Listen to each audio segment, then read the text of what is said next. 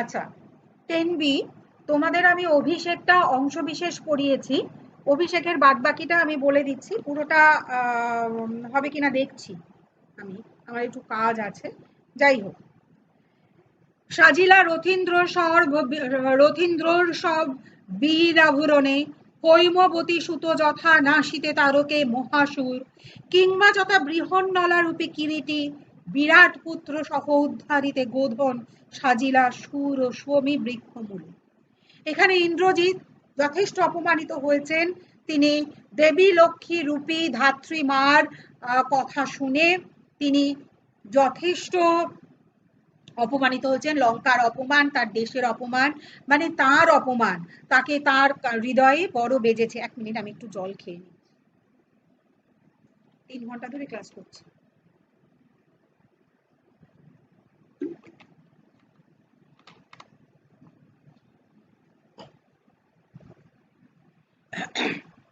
কারণ তোদের 3 ঘন্টা না, 9B করেছি, 10A করেছি, তারপরে তোদের।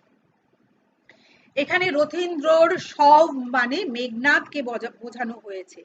মেঘনাদ অর্থাৎ যিনি যুদ্ধযাত্রার জন্য প্রস্তুত হচ্ছেন, তিনি বীর আভরণে, আভরণ মানে অঙ্গসজ্জা, বীর আভরণে, তিনি তো অন্য রূপে ছিলেন, তিনি তার স্ত্রী এবং সখী দলের মাঝখানে প্রমোদ উদ্যানে ছিলেন, তাই তখন তার সাজ অন্যরকম।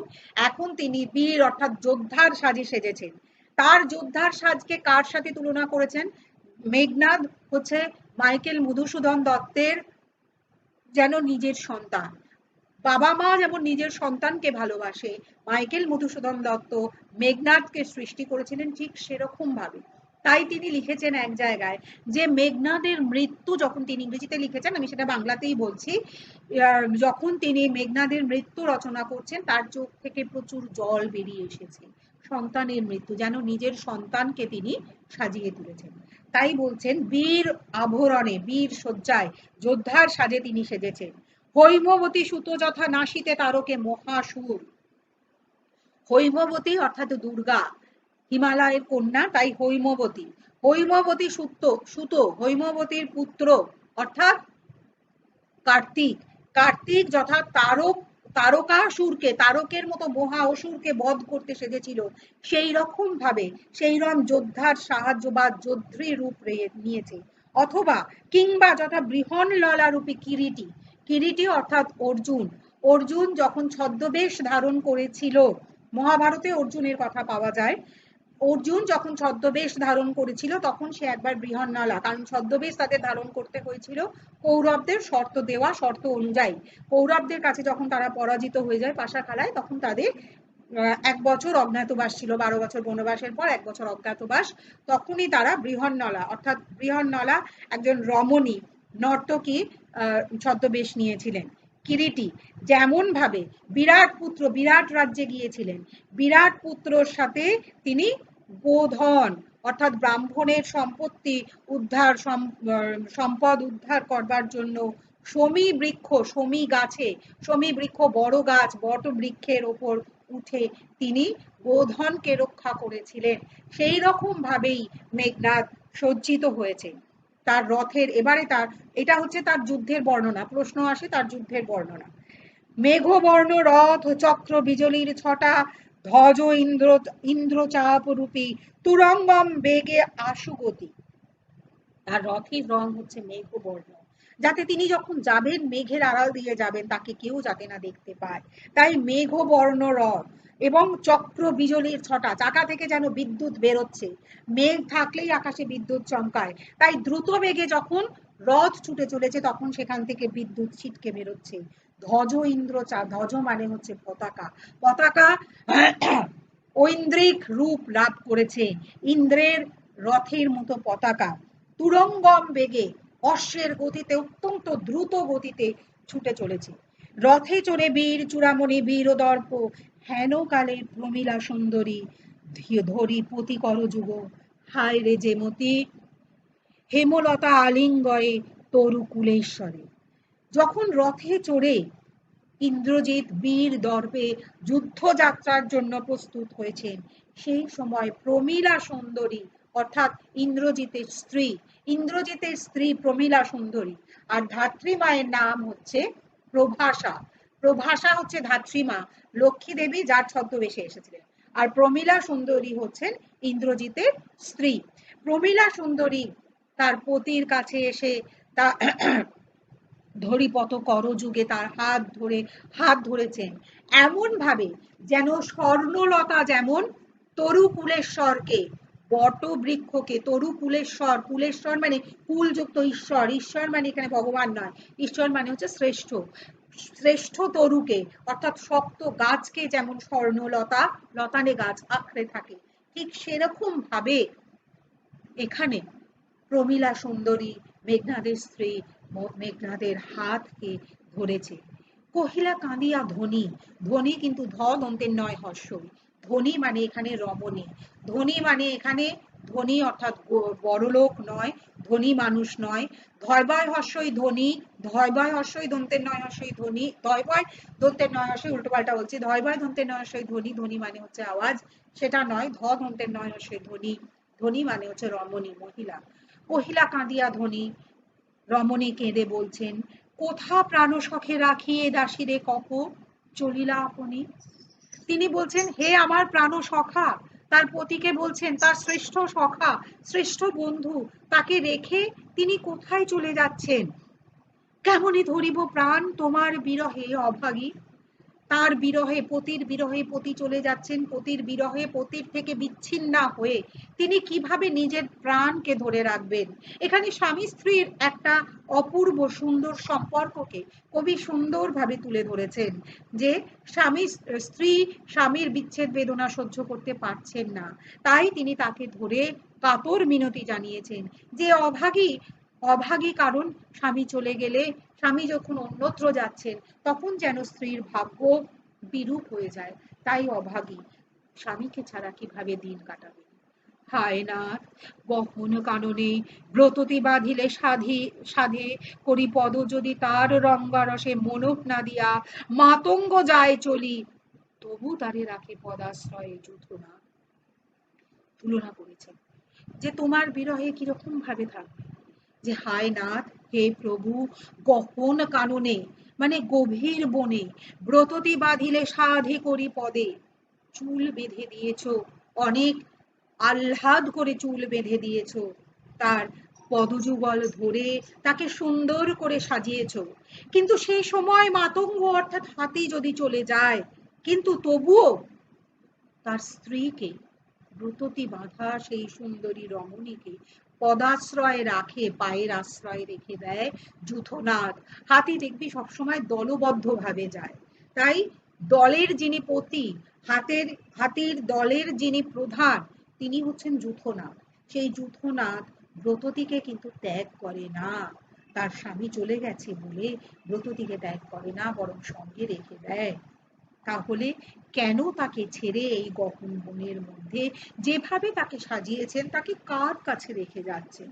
তবে কেন তুমি গুণনিধির ত্যাজ কিঙ্কিরি রে আজি, তবে কেন তাকে কিঙ্কিরি অর্থাৎ দাসী, কেন প্রমীলা নিজেকে দাসানুদাস বলে, দাসানুদাসী, স্বামীর দাসী বলে, এখানে দাসী মানে চাকরানি বোঝায়নি, প্রেমিকাকেও দাসী বলা হয়, প্রেমের আরেকটা রূপ, অনেক রূপ আছে, এত কিছু জানতে হবে না, যাই হোক, তাই সেই দাসীকে ত্যাগ করে তিনি চলে যাচ্ছেন। হাসি উত্তর এলাম মেঘনাদ, মেঘনাদ হেসে উত্তর দিচ্ছে, ইন্দ্রজিতে জিতি তুমি সতী বেঁধেছ যে দৃঢ় বাঁধে, কে পারে খুলিতে সে বাঁধে। বলছেন যে তুমি সতী, তুমি ইন্দ্রজিৎকে জয় করেছো, তুমি ইন্দ্রজিতের মন জয় করেছো, হৃদয় জয় করেছো, ইন্দ্রজিতের সর্বস্ব তুমি জয় করেছো। যে মানুষ, যে রমণী ইন্দ্রজিৎকে জয় করেছেন, জয় করে তাকে দৃঢ় বাঁধনে বেঁধেছেন, কারুর এই ত্রিভুবনে কারুর ক্ষমতা নেই সেই বাঁধনকে খুলতে। তরাই আমি আসিব ফিরিয়া কল্যাণী, শীঘ্রই আমি ফিরে আসব সমরে নাশী, যুদ্ধে বিপক্ষকে শত্রুকে ধ্বংস করে তোমার কল্যাণে রাঘবে, রাঘবকে অর্থাৎ রামচন্দ্রকে তাড়াতাড়ি ধ্বংস করে আমি আবার তোমার কাছে ফিরে আসব। বিদায় এবে দেহ বিধুমুখী, বিধুমুখী অর্থাৎ চন্দ্র, চাঁদের মতো সুন্দরী প্রমীলা, তাই বলেছেন, এবারে আমাকে বিদায় দাও, আমি খুব শিগগিরই ফিরে আসব শত্রুকে নাশ করে তোমার কাছে।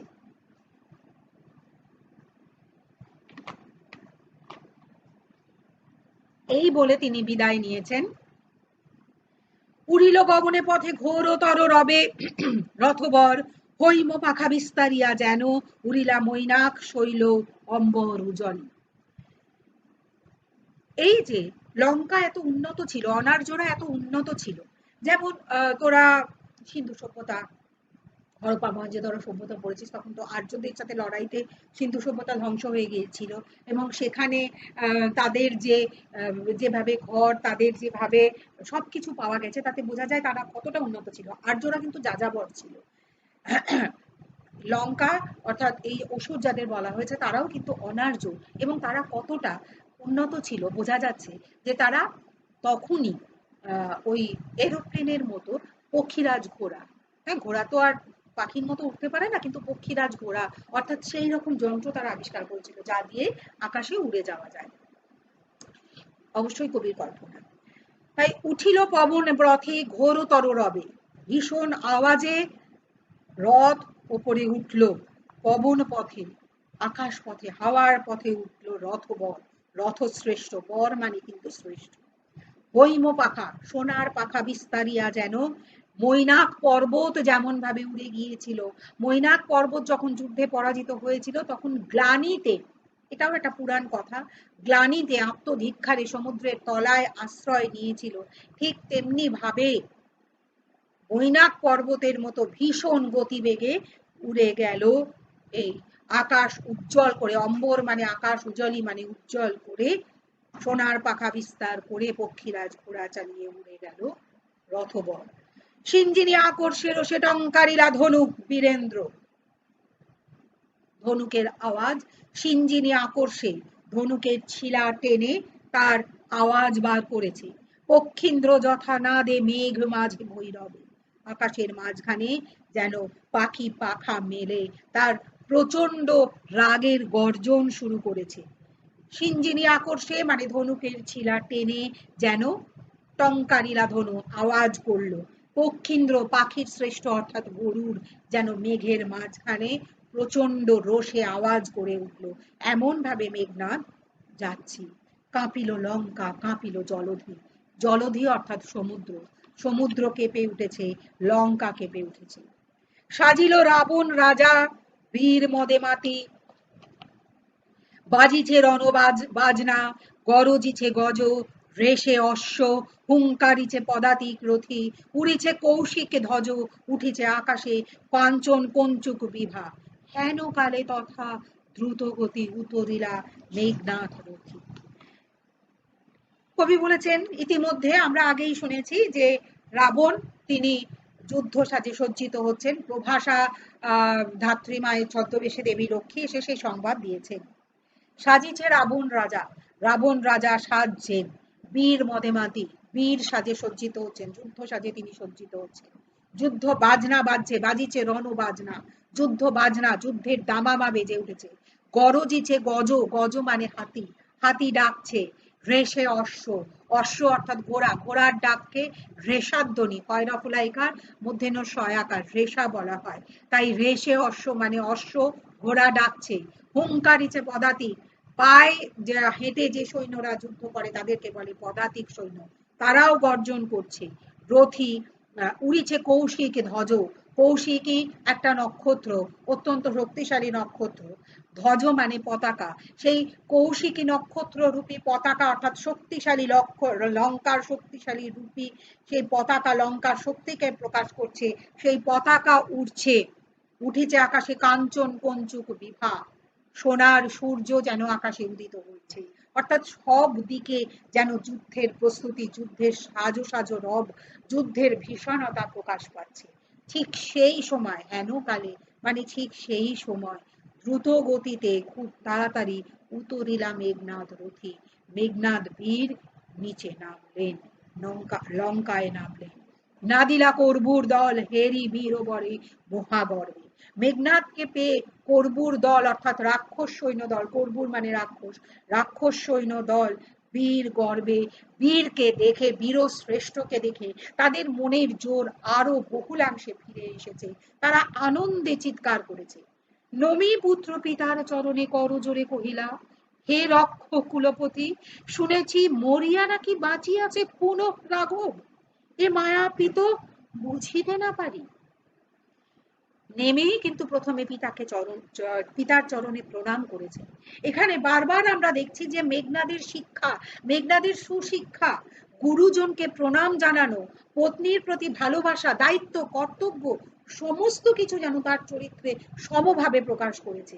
একদম মানে ইংরেজিতে যাকে বলা হয় ব্যালেন্সড ম্যান, সমস্ত দিক থেকে ভারসাম্য বজায় রাখা একজন মানুষ, পরিপূর্ণ মানুষ, সমস্ত গুণ আছে যার, মান এবং হুঁশ, সম্মান এবং চেতনা যার আছে, তিনিই হচ্ছেন মানুষ, যার যেটা আজকালকার দিনে বড়ই অভাব।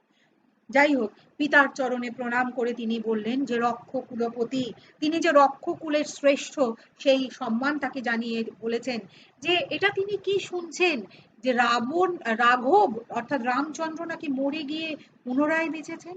এই মায়ার খেলা তো কিছুতে বুঝতে পারছে না, কিন্তু অনুমতি দেহ, সমূলে নির্মূল করিব পা মরে আজি, বলে তিনি পিতার কাছে অনুমতি চেয়েছেন। পিতার অনুমতি ছাড়া কিন্তু পুত্র যুদ্ধে যেতে পারেন না, কারণ পিতাই হচ্ছে লঙ্কা রাজ, রাজার অনুমতি ছাড়া পুত্র নিজে যুদ্ধে যেতে পারেন না।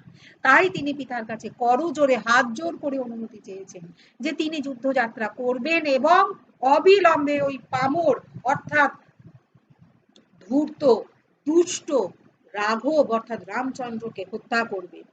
ঘোর সরানলে করি ভস্য, বায়ু অস্ত্রে উড়াইব তারে, নতুবা বাঁধিয়া আনি দিব রাজপদে। ঘোর সরানলে, স্বরের আঘাতে, তীরের আঘাতে তাকে হত্যা করবেন, বা বায়ু অস্ত্রে তাকে কেটে উড়িয়ে দেবেন বাতাসের মধ্যে, অথবা বেঁধে রাজার পদে এনে ফেলবেন। আলিঙ্গি কুমারে চুম্বি শির মৃদুস্বরে, উত্তর করিলা তবে স্বর্ণ লঙ্কাপতি। কুমারকে অর্থাৎ রাজকুমারকে আলিঙ্গন করে তিনি তার মাথা চুম্বন করে হালকা স্বরে, দুঃখ স্বরে, স্বর্ণলঙ্কা সোনার লঙ্কার শ্রেষ্ঠ রাজা তিনি বললেন, রাক্ষস কুল শেখর তুমি বৎস, তুমি রাক্ষস কুল ভরসা, এ কাল সমরে নাহি চাহে প্রাণ মম পাঠাইতে তোমা বারংবার। বলেন তুমি রাক্ষস কুলের উজ্জ্বল নক্ষত্র, শেখর অর্থাৎ সূর্য, তুমি রাক্ষস কুলের সূর্য, তুমি রাক্ষস কুলের একমাত্র ভরসা।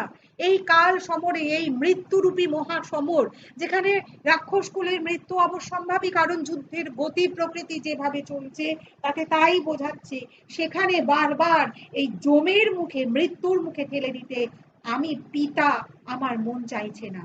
পিতা চান সর্বাবস্থায় সন্তানকে বাড়িতে রেখে। দেখবি যখন এই সময় যে লকডাউন পিরিয়ডে চলছে, বাবা মা কিন্তু তোদেরকে বেরোতে দেননি, নিজেদের হোক কিন্তু সন্তান যেন থাকে। তারপরে আস্তে আস্তে ধীরে ধীরে যখন একটু স্বাভাবিক হচ্ছে, ঠিক আছে তখন অল্প বেরো, কিন্তু উপযুক্ত ব্যবস্থা নিয়ে বেরো। ক্লাস 8 পর্যন্ত মিড ডে মিলের যে চাল আলু দেওয়া হচ্ছে, সেখানে বলা হচ্ছে কি না ছাত্ররা যাবে না, ছাত্রছাত্রীরা যাবে না, শিক্ষার্থীরা কেউ যাবে না, অভিভাবক যাবে। এটাই সন্তানদের এই রকম ভাবেই বাবা মা একটা মাথার উপর বিরাট ছাতা ধরে রাখে, সেটা বুঝতে পারে না যতক্ষণ যাদের মাথার উপর এই বাবা মা থাকে, না থাকলে তখন বোঝা যায়। যাই হোক, রাবণ তাই বলেছেন, বারবার এই মৃত্যুদূত রূপে, মৃত্যুদূতের মতো যে যুদ্ধ, সেখানে বারবার তোমাকে পাঠাতে ইচ্ছে করে না, কারণ হায় বিধি বাম মম প্রতি, কপাল খারাপ, বিধি মানে বিধাতা বিরূপ হয়েছেন, বাম মানে বাদিক নয়, এখানে বাম মানে বিরূপ, বিধাতা সন্তুষ্ট নন, বিধাতা রক্ষকুল বা রাক্ষস কুলের থেকে মুখ ঘুরিয়ে নিয়েছে। তাই তো কে কবে শুনেছে পুত্র শিলা ভাসে জলে, কে কবে শুনেছে লোক মরি পুনঃ বাঁচে, যে কে কবে শুনেছে শিলা জলে ভাসছে, কারণ রামচন্দ্র সেতু নির্মাণ করেছে, জলের উপর সীতা পাথর ভাসিয়ে দিয়েছে। পাথর যেহেতু জলের থেকে ভারী, তাই জলের মধ্যে ভাসে না, জলে ডুবে যায়, কিন্তু সেই পাথর ভাসিয়ে দিয়েছে, কারণ প্রচুর পাথর এনে জড়ো করেছে সমুদ্রের মধ্যে, তারপরে সেতু তৈরি হয়েছে। সেই সেতু দিয়ে সমুদ্র পেরিয়ে, কারণ শ্রীলঙ্কা যেতে গেলে কিন্তু সমুদ্র পেরোতে হয়, ভারতবর্ষের ম্যাপটা মনে কর, দক্ষিণ দিক থেকে যখন যেতে হচ্ছে তখন ওই সমুদ্র পেরোতে হচ্ছে, সমুদ্র পেরিয়ে লঙ্কায় যেতে হয়। শ্রীলঙ্কাই হচ্ছে সেই লঙ্কা। তাই বলেছেন যে শিলা জলে ভাসে, এই রকম অস্বাভাবিক ঘটনা কেউ কখনো দেখেছে বা কেউ কখনো শুনেছে যে মানুষ মরে গিয়ে আবার বাঁচে? কিন্তু তাই হয়েছে। উত্তরীরা বীর দর্পে অসুরারি রিপু, অসুরারি রিপু, অসুরদের শত্রু ধ্বংস করেছেন যিনি, বিপক্ষকে অর্থাৎ শত্রুপক্ষকে। অসুরের শত্রু, যে অসুরারি মানে অসুরের শত্রু, অসুরের শত্রুকে হত্যা করেছেন যিনি, তিনি বীর দর্পে, বীরের গর্বে তিনি উত্তর করেছেন, কি ছাড় সে নর তারে ডরাও আপনি রাজেন্দ্র। যে সেই মানুষ কি ছাড়, কি তার শক্তি, সামান্য একজন মানুষ, তার কি শক্তি যে তার জন্য তুমি ভয় পাচ্ছ? কারণ সে তো নিজের বলে বলিয়ান নয়, সে দেবতার বলে যুদ্ধ করছে, সে সাহায্য নিয়েছে বানর সেনা, সে সাহায্য নিয়েছে হনুমানের, তার নিজের শক্তি নেই, সে অন্যের বলে বলিয়ান। নিজের শক্তি যে নেই আমরা কিন্তু বর্তমান পরিস্থিতিতে বুঝতে পারছি। নিজের শক্তি থাকলে সামান্য একটা যে ভাইরাসকে আমরা চোখেও দেখতে পাচ্ছি না, তার জন্য আমাদেরকে এইভাবে পড়াতে হচ্ছে, তোরা এইভাবে পড়া শুনছিস, পুরো ব্যাপারটাই ঘেটে গেছে। সেরকম ভাবে মেঘনাদ বলেছে যে কি ছাড় সে নরম, সামান্য একজন মানুষ, কি তার শক্তি যে তাকে তুমি রাজেন্দ্র, তুমি রাজাদের মধ্যেও শ্রেষ্ঠ, তাকে তুমি ভয় পাচ্ছ? থাকিতে দাস যদি যাও রণে তুমি, এ কলঙ্কিত ঘুষিবে জগতে। বলছে থাকিতে দাস অর্থাৎ পুত্র মানে দাসানুদাস, পুত্র এখানে দাস মানে কিন্তু চাকর নয়, এখানে বাৎসল্য, পিতার প্রতি শ্রদ্ধা প্রকাশ করেছে নিজেকে দাসানুদাস বলে। তাই বলেছেন দাস অর্থাৎ পুত্র থাকতে যদি পিতা যুদ্ধে যান, তাহলে সেই কলঙ্ক, পুত্রের কলঙ্ক জগতে, সারা জগৎ জুড়ে ত্রিভুবনে প্রকাশিত হবে। তখন কোথাও জায়গা, মুখ দেখাবার জায়গা থাকবে না। হাসিবে মেঘবাহন, মেঘবাহন অর্থাৎ ইন্দ্র, তিনি হাসবেন যে এই নাকি আমাকে হারিয়েছিল মেঘের আড়ালে থেকে যুদ্ধ করে। রুষিবেন দেব অগ্নি, ইন্দ্রজিতের ইষ্টদেব অগ্নিদেব তিনি ক্ষুব্ধ হবেন, তিনি রেগে যাবেন। দুইবার আমি হারানো রাঘবে, দুইবার আমি রাঘব অর্থাৎ রামচন্দ্রকে হারিয়েছি, আর একবার পিত দেহ আজ্ঞা মোরে, দেখিব এবার বীর বাঁচে কি ঔষধে। আর একবার মাত্র আমায় আদেশ দাও, করজোরে মিনতি অনুরোধ করেছে, দেখব কিভাবে রাঘব অর্থাৎ রামচন্দ্র আবার বেঁচে ফিরে আসে। কহিলা রাক্ষসপতি কুম্ভকর্ণ বলি, হাই মামু, তাই আমি জাগানো অকালে ভয়, হায় দেহ তার দেখো সিন্ধু তীরে ভূপতিত, গিরিশৃঙ্গ কিংবা তরু যথা বজ্রাঘাতে। রাক্ষসপতি তখন তার একে একে বিফলতার কথা বলছেন, যে কুম্ভকর্ণ, বীরশ্রেষ্ঠ কুম্ভকর্ণ, যাকে তিনি অকালে জাগিয়েছেন, যে 6 মাস ঘুমোতেন, 6 মাস জেগে থাকতেন, সেটাও কিন্তু দেবতাদের কারসাজি, মানে দেবতা বা আর্যরা বারবার কারসাজি করিয়ে অনার্যদের পরাজিত করবার জন্য নানান রকম চেষ্টা করেছে। এবং এখনো এই বিভেদ আমরা মানুষের মাঝখানে, বিভিন্ন রকম জাতপাতের বিভেদ, ধর্মাধর্মের বিভেদ আমরা দেখতে পাচ্ছি, সারা ভারত জুড়ে, সারা পৃথিবী জুড়ে আমরা দেখতে পাচ্ছি এই জিনিস। তাই বলছেন যে কুম্ভকর্ণ বলি, কুম্ভকর্ণ মহাশ্রেষ্ঠ, তাকে যে 6 মাস ঘুমোতো, 6 মাস জাগতো, এবং যে সময় ঘুমোনো তাকে যখন বর দিয়েছিলেন বিষ্ণু, তখন বলাই হয়েছিল যে যদি অকালে তাকে জাগানো হয়, অর্থাৎ যখন সে ঘুমোবে তখন যদি তাকে, যখন কুম্ভকর্ণ ঘুমাবেন তখন যদি তাকে জাগানো হয়, তাহলে তার অকাল মৃত্যু হবেই। এবং কুম্ভকর্ণকে ডাকতে বাধ্য হয়েছিলেন রাবণ, তাই কুম্ভকর্ণের মৃত্যু হয়েছে। এবং কুম্ভকর্ণের মৃত্যুকে কার সাথে তুলনা করেছেন? গিরিশৃঙ্গ, পর্বতের মহাপর্বত হিমালয়ের সাথে।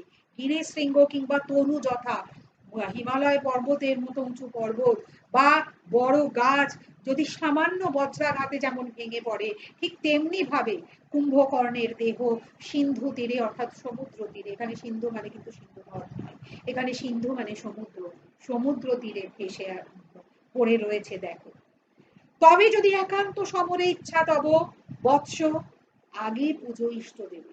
তবে যদি নিতান্তই তোমার সমরে যেতে, যুদ্ধে যেতে তোমার ইচ্ছে করে, তুমি যদি একান্তই ভাবে যুদ্ধ যাত্রা করতে চাও, তবে ইষ্টদেব অর্থাৎ অগ্নিদেবকে পূজা করে তবে তুমি যুদ্ধ যাত্রা করবে।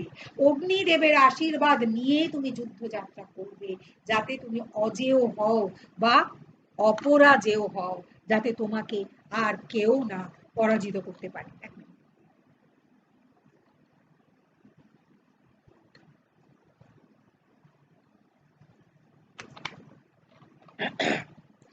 নিকুম্ভিলা যজ্ঞ সাঙ্গ করো বীরমণি। বীরশ্রেষ্ঠ নিকুম্ভিলা যজ্ঞাগারে যাও। লঙ্কার মধ্যেই আছে নিকুম্ভিলা যজ্ঞাগার, যুদ্ধক্ষেত্র থেকে আলাদা, বা প্রাসাদ থেকে, লঙ্কার যে প্রাসাদ সেই প্রাসাদ থেকে আলাদা, সেখানে রয়েছে যজ্ঞাগার। সেই যজ্ঞাগারে গিয়ে ইষ্টদেবের পূজা করো, ইষ্টদেবের পূজা করে তার আশীর্বাদ নাও, তবে তুমি যুদ্ধযাত্রা করতে পারো। সেনাপতি পদে আমি বরিনু তোমারে, ওই যে অভিষেক নাম, এই সেনাপতি পদে তোমাকে আমি বরণ করে নিচ্ছি। এই সেনাপতি পদে তার অভিষেক হলো, রাজা তাকে বরণ করে নিচ্ছেন। দেখো অস্তাচলগামী দীননাথ হেবে, দীননাথ অর্থাৎ সূর্য, সূর্য এখন অস্তাচলগামী অর্থাৎ সূর্য অস্ত যাচ্ছে। প্রভাতে যুঝিও বৎস রাঘবের সাথে, সকাল বেলায় রামচন্দ্রের সাথে যুদ্ধ করবে। এখন সূর্য অস্ত যাচ্ছে, রাত্রিকালে যুদ্ধ করবে না, সকাল বেলায় যুদ্ধ করবে, বরং রাত্রিবেলায় নিকুম্ভিলা যজ্ঞাগারে যেন তিনি যজ্ঞটা সেরে রাখেন। এতে কহিয়া রাজা যথাবিধি লয়ে গঙ্গোদক অভিষেক অভিষেক করিলাম কুমারী। এত কথা বলার পর যথাযথ নিয়ম মেনে, যথাবিধি মেনে, এখানে বিধি মানে কিন্তু বিধাতা নয়, প্রথম বিধি মানে বিধি বাম যেখানে বলছেন সেখানে বিধাতা বিধি, এখানে যথাবিধি মানে যথাপূর্বক নিয়ম মেনে, যথাযথ নিয়ম মেনে গঙ্গোদক গঙ্গা জল তার কপালে স্পর্শ করে তাকে সেনাপতি পদে বরণ করে সেনাপতি পদে তাকে অভিষিক্ত বা কুমারকে অভিষেক করা হলো, যুদ্ধের সেনাপতি পদে তাকে বসানো হলো, তাই কবিতার নাম অভিষেক। সেনাপতি পদে গঙ্গা জল, গঙ্গোদক মানে গঙ্গা জল, গঙ্গা উদক মানে হচ্ছে জল, গঙ্গাযুক্ত উদক সন্ধি করে গঙ্গাদক, গঙ্গার উদক গঙ্গাদক, গঙ্গোদক সম্বন্ধ তৎপুরুষ সমাস, সমাস এখনো পড়ানো হয়নি, জানবি না, যাই হোক গঙ্গোদক, এই হলো গঙ্গা জল স্পর্শ করে তাকে, গঙ্গা জল স্পর্শ করিয়ে তাকে সেনাপতি পদে বরণ করে নিলেন যথাযথ নিয়ম মেনে। অভিষেক আমি পুরোটা পড়িয়ে দিলাম, কোথাও যদি বুঝতে অসুবিধা হয় সেই জায়গাগুলো আমাকে লিখে দেবে, প্রশ্ন আমি দিয়ে দেব, প্রশ্ন তোমাদের নিজেদের করতে হবে না, টেস্ট পেপার থেকে আমি প্রশ্ন তৈরি করব, করে হোয়াটসঅ্যাপ গ্রুপে তোমাদের পাঠিয়ে দেব, তোমরা উত্তর লিখবে এবং উত্তর অবশ্যই কালো কালিতে লিখবে। আর এবারে আর একটা কথা আমি জিজ্ঞাসা করছি, সংলাপ বা প্রতিবেদনের মধ্যে কোনটা করানো হয়েছিল আমার মনে নেই, যেটা করানো হয়নি আমার যতদূর মনে পড়ছে প্রতিবেদন করানো হয়েছিল, যদি সংলাপ না করানো হয়ে থাকে আমাকে বলবে, আমি তাহলে সংলাপটা করব। এবং প্রতিবেদন তোমাদের কাজ যেটা দিচ্ছি সেটা হচ্ছে, সেটা তোমরা আমাকে 3 দিনের মধ্যে করে দেখাবে। প্রথম 5টা পেজ থেকে, টেস্ট পেপারের প্রথম 5টা পেজ নাম্বার দিয়ে তোমরা লিখবে, প্রতিবেদন লিখবে এবং অবশ্যই কালো কালিতে লিখবে, কালো কালিতে না লিখলে কিন্তু আমি দেখতে পারি না, বুঝতে পারি না।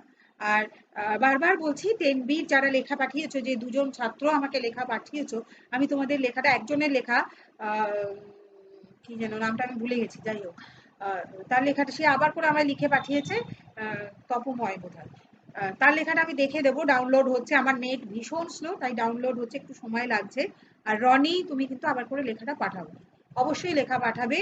আর অন্য যারা আছো তাদের সবাইকে বলছি তোমরা লেখা পাঠাও এবং হোয়াটসঅ্যাপ গ্রুপে পাঠাবে, হোয়াটসঅ্যাপ গ্রুপে পাঠাবে, আমি সেখান থেকে লেখা তোমাদের কারেকশন করে পাঠিয়ে দেবো, ঠিক আছে? আপাতত অভিষেক বুঝিয়ে দিলাম, তোমরা বারবার করে ভিডিওটা শুনবে, যে অর্থ বুঝতে পারবে না সেই অর্থ তোমরা হোয়াটসঅ্যাপ গ্রুপে, বা যে পংক্তি বুঝতে পারবে না, পংক্তি, লাইন বলবে না, লাইন বললে আমি কিন্তু কাউকে কোনো মানে বলে দেবো না, যে পংক্তি বুঝতে পারবে না সেই পংক্তি তোমরা লিখে দেবে, আমি তার মানে আবার বিশ্লেষণ করে তোমাদের লিখে দেব, তারপরে প্রশ্ন দেব। এর জন্য আমি তোমাদের বৃহস্পতিবার পর্যন্ত সময় দিলাম, তারপরে দেব।